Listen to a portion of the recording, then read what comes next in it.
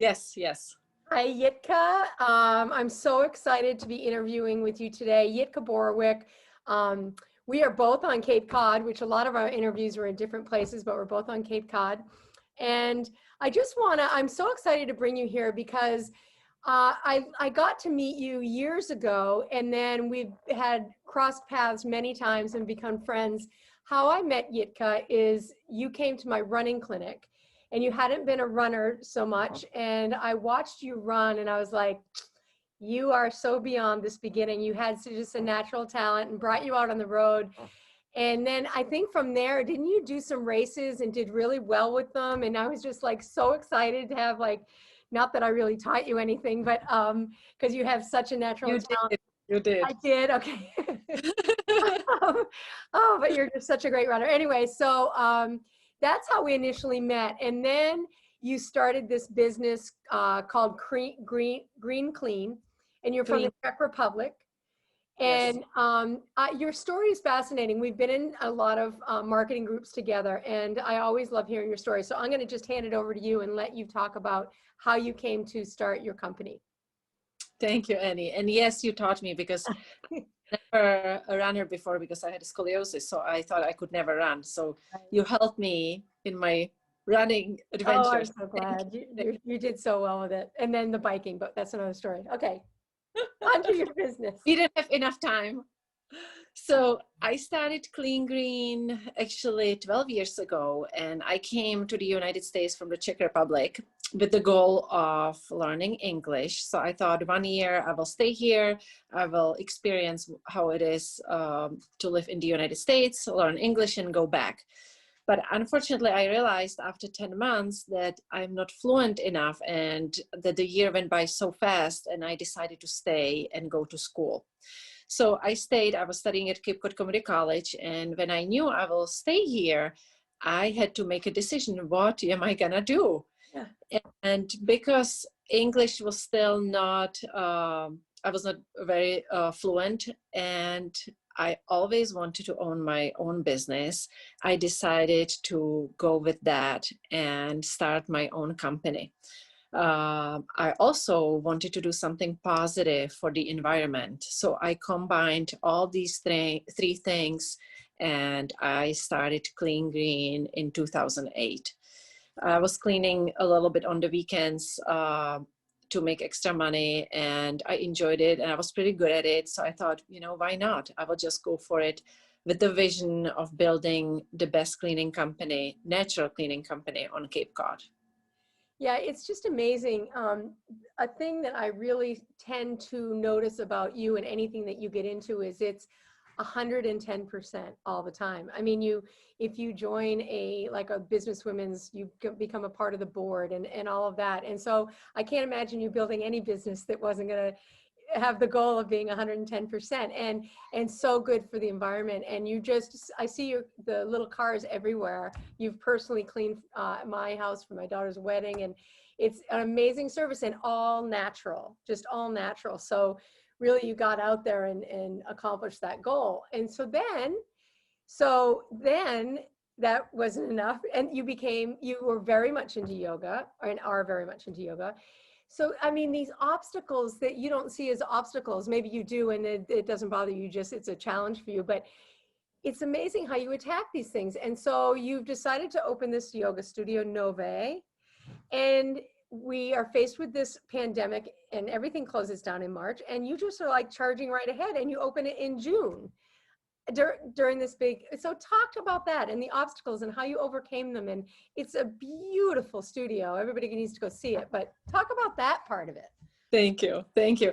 It's actually, I started to get into cycling more, and I knew I needed to add some balance and some recovery. So I started doing more yoga.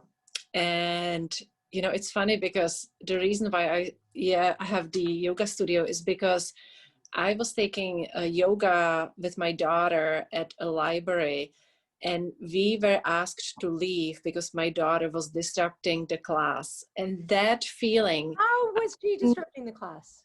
Because she would come to me and kiss me and whisper little things. And the women in the class, they just couldn't handle it. So we were asked to leave. And it's so interesting because I couldn't describe the feeling, but it wouldn't go away. It just was inside me, and it just stayed and stayed. And I was just noticing it, and just, I didn't want to push it away. So from that, Wow. one thing led to the other, and now I have the yoga studio. And so how did you overcome the obstacles of like not being open, but you can't let anybody in and all of So, that? but actually, originally, I wanted to create a virtual global company and offer yoga, mindfulness, and nutrition to athletes only online. So I was looking for a space to record, and I came across a beautiful location that, another thing, I said this would be a great studio. So one thing led to the other, and we made it happen. So we had the studio, we were really working hard, renovating it, making it the way we wanted. And we were planning a big opening, ribbon cutting ceremony, inviting everybody. We wanted to do a big party in April 2020. But as you said, in March, the pandemic hit. Yeah. So what do you do, right? Right. We put so much time in it, and I don't give up. I don't give up easily. You never do. As a matter of fact, I think it's almost like the harder it is, the more into it you are. I don't know. You have this. It totally actually is. Yeah. Because I say, okay, this is a challenge, and I use my sports, my running, and my cycling as a reminder that it's just another hill in the road that you have to overcome, and you do it one hill at a time. You never look at the whole mountain.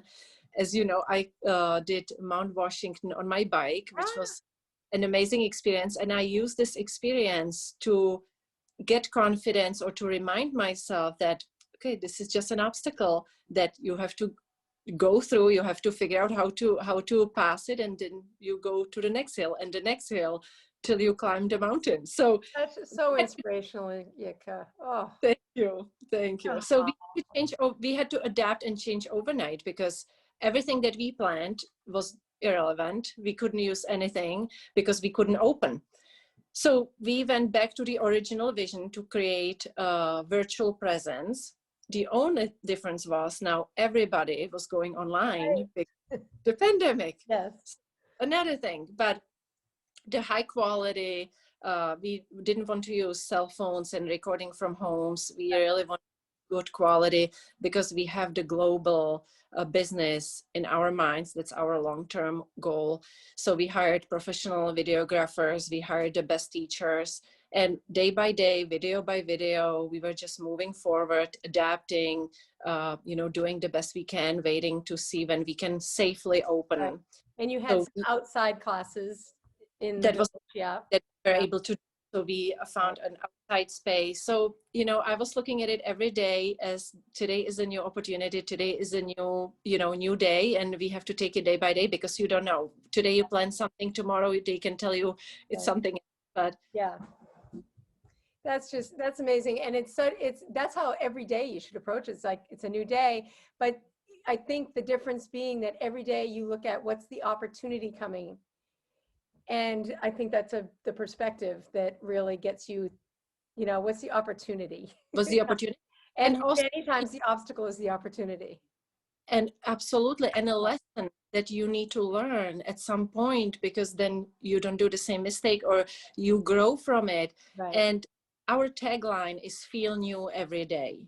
Oh, love it. Because Nove means new in Czech and Italian. So feel new every day. Every day is a new beginning. And that's something that I remember or remind myself every day. Yeah. It's funny, when I work with clients, they'll be doing something and maybe couldn't do it last week, and all of a sudden they can do it this week, or the reverse. They could do it last week and not this week. And I say, every day you have a new body, depending on how you slept, what you drank, what you eat, how you moved. Every day you bring a new body to the world, and sometimes it makes them feel better. Anyway, okay, so our last question we ask everybody is, and you kind of weaved this through your answers anyway, but what is your prescription for aging enthusiastically? when you ask me before we started how old am I always have to stop and really count how old am I, because I stopped counting after 33. It You doesn't really look like you were counting. I'm like, she really doesn't know how old she is. She should get her license out. if Misha would be here, my daughter who is 9, she would tell you, she always reminds me, Mom, you don't know how old you are. I said, no, because I don't pay any attention to the number. Perfect. Yeah, so for me, the age doesn't matter. It's how you feel. And I would suggest to people that don't be afraid to try new things. Because, for example, when I turned 40, I started cyclocross racing. I had no experience. I had no idea. It just looked like fun. And I went for it. And it was, in the beginning, it was hard. But again, nobody does and it. You ended up on that team, Devo. Cycling, Yeah, yes. cycling. Yes, It's unbelievable. It was so fun to watch you. Thank you. Podium. And that's fantastic. So I think, yeah, trying new things and not being afraid to. I had a fear of going downhill on rocks and roots. So I thought, okay, I will get a mountain bike. So I will tackle the fear and just go for it, because kind of escaping from it, I knew this is not going to do me any good. So now last year I started mountain biking, and I'm having so much fun riding in the woods in the winter, year round. You bring your daughter a lot too. Yeah. I bring Misha Right. too. Yeah. And it's so amazing, because the same lessons that I learned, I'm sharing with her, because if she cannot climb one hill, she gets frustrated. It's a great opportunity to talk to her about my failures and how I'm able to overcome them. So it's really awesome. And be outside and be active. Yeah. Moving, staying outside, whatever activities you like. I love to go for walks. I love to run, bike, do yoga. So just being active. Right. And you don't know how many people you inspire, because, I follow you on Instagram, and you're out there when it's 20 degrees. And granted, I have 20 years on you, but and sometimes it's hard, and I'm not using it as an excuse, but sometimes it's a little harder to get out than when it was when I was in my 40s. But when I'm deciding whether to go out and run, I think, I bet Jitka would go out and run.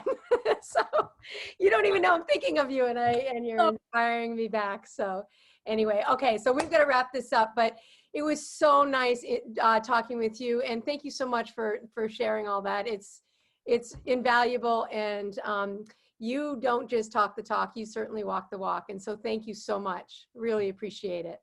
Thank you. All right, And we will share. What's that? We will go for a run together. Yes, we will, and we will share this on all our social media, and we'll have you do the same. We'll let you know when it's posting. And so anybody out there, follow us, Jitka, follow Donuts and Pie, and we are just all aging enthusiastically, because it's the only way to go. All right, we will talk to you later. See you on the road. Thank you. See you soon. Bye.